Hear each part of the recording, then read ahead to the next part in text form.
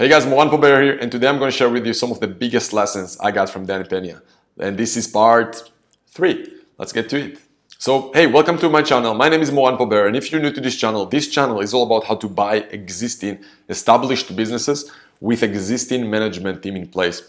I'm here to tell you that instead of building a business from scratch, you rather go and buy existing business with existing customer list, with existing distribution, with existing track record, with existing just a better fundamentals versus starting everything from scratch. And I'm here to show you that it will take you probably the same amount of time and money to buy existing business versus starting one from scratch.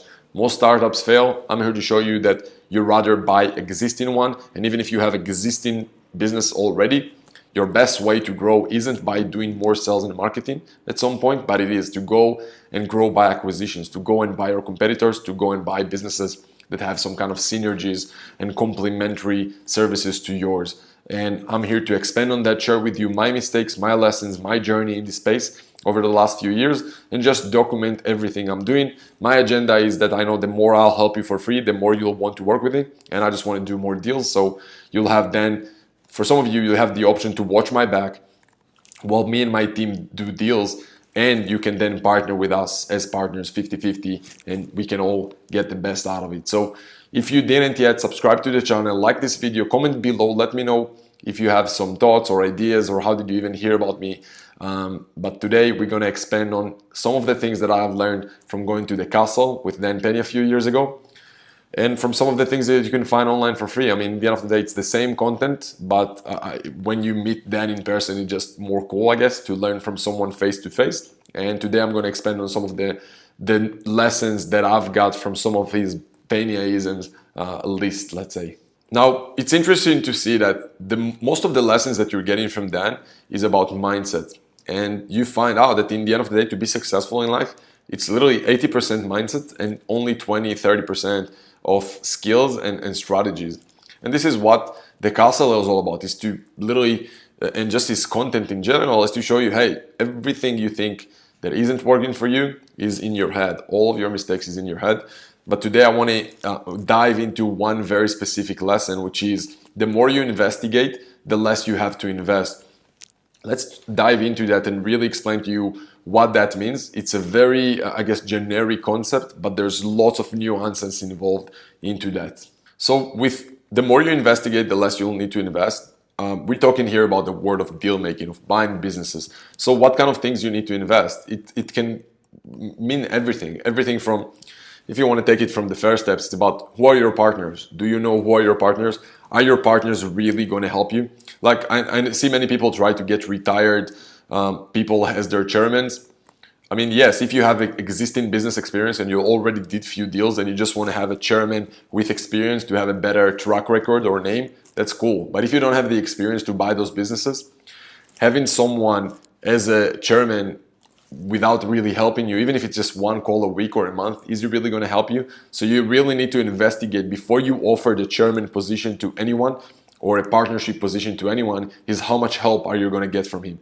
And if it's just one call a month, is it really worth it? I don't think so. In my opinion, you want someone to be there with you. And many times I see people just give away equity just because he have a name or he did some things in the past.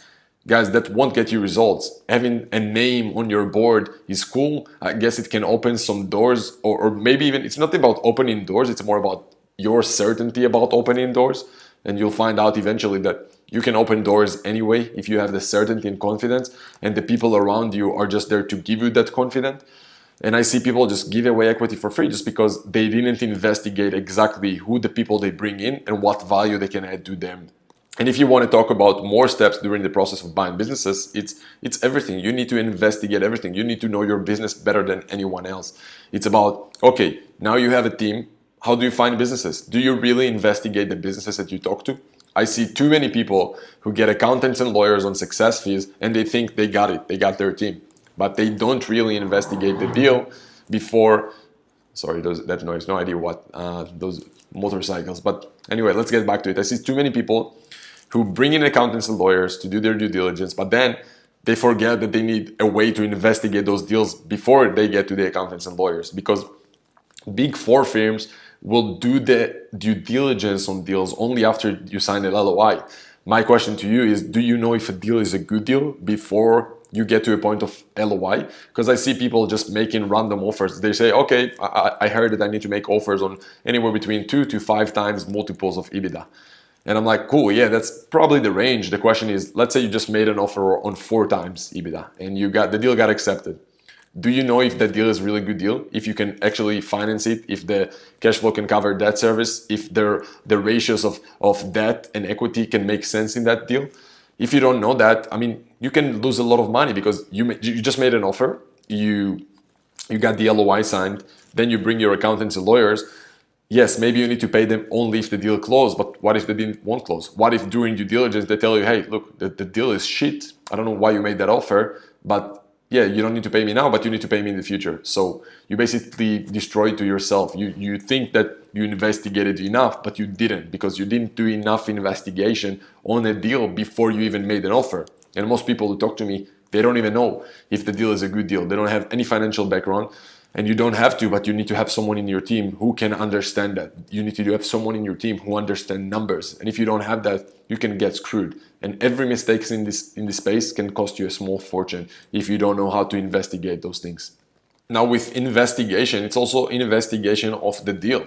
Most people out there think that, okay, he want to sell the business, he motivated. They're looking for motivated sellers, right? Which is obviously what you want to do. You want to look for motivated sellers, but then you need to really investigate and understand if the deal makes sense. And what you find out is that most people sell those businesses because they're shitty businesses. They're not really good businesses, and I don't care how motivated they sell you that they are.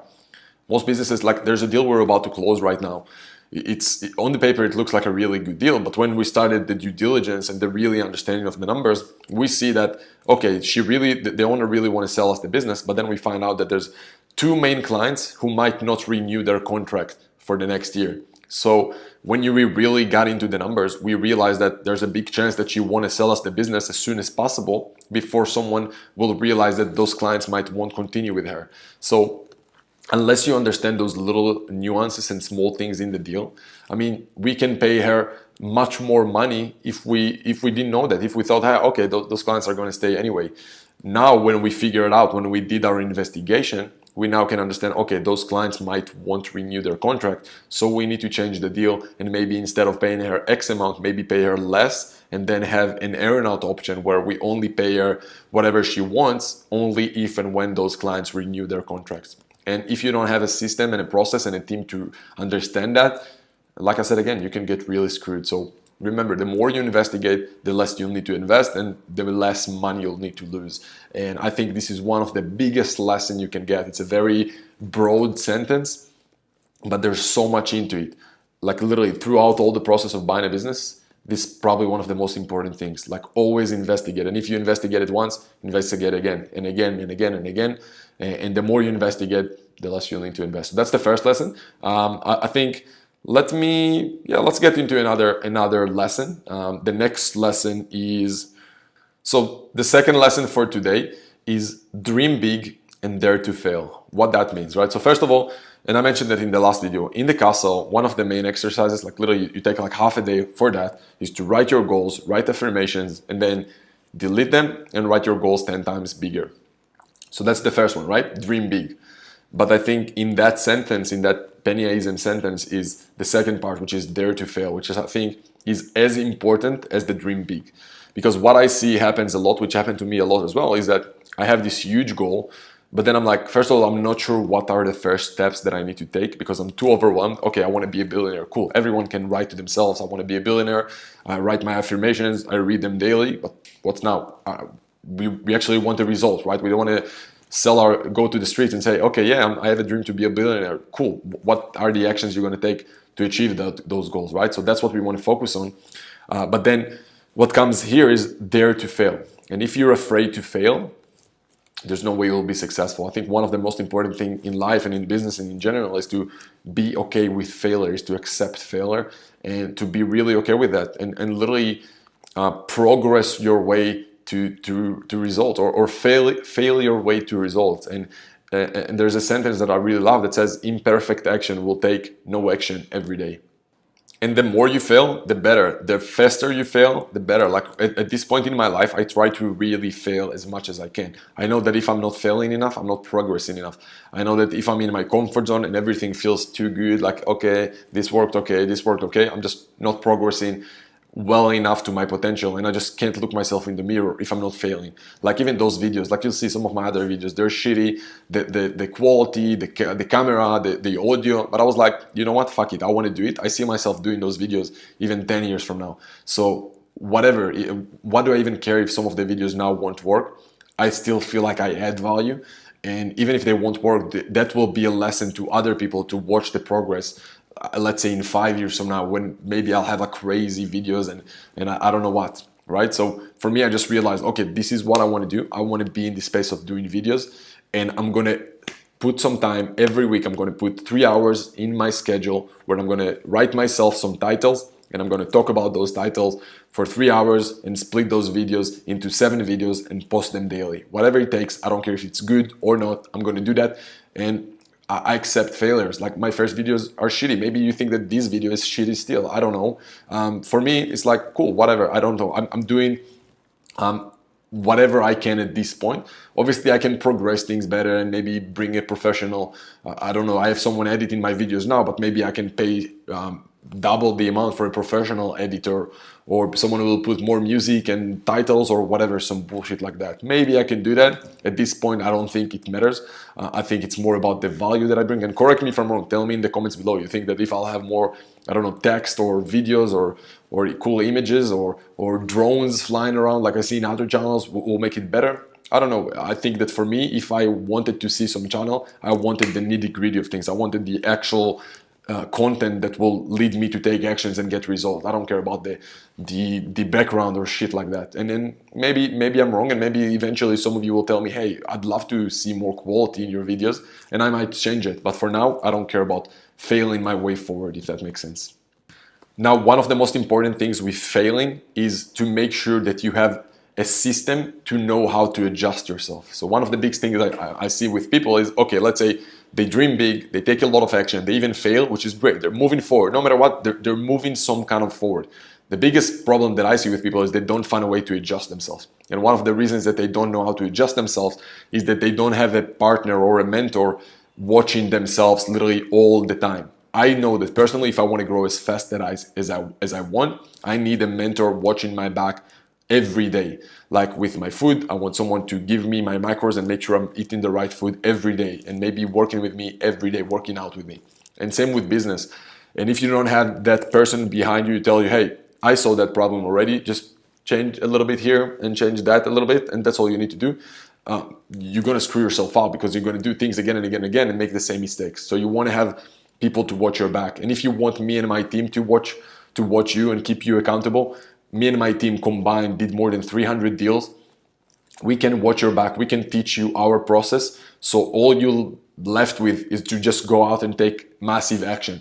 And we will be there to adjust your actions and also give you access to watch our back while we do the work and close deals together as 50-50 partners. So if you want to learn more about that, go to moranpobert.com/talk and see the details there.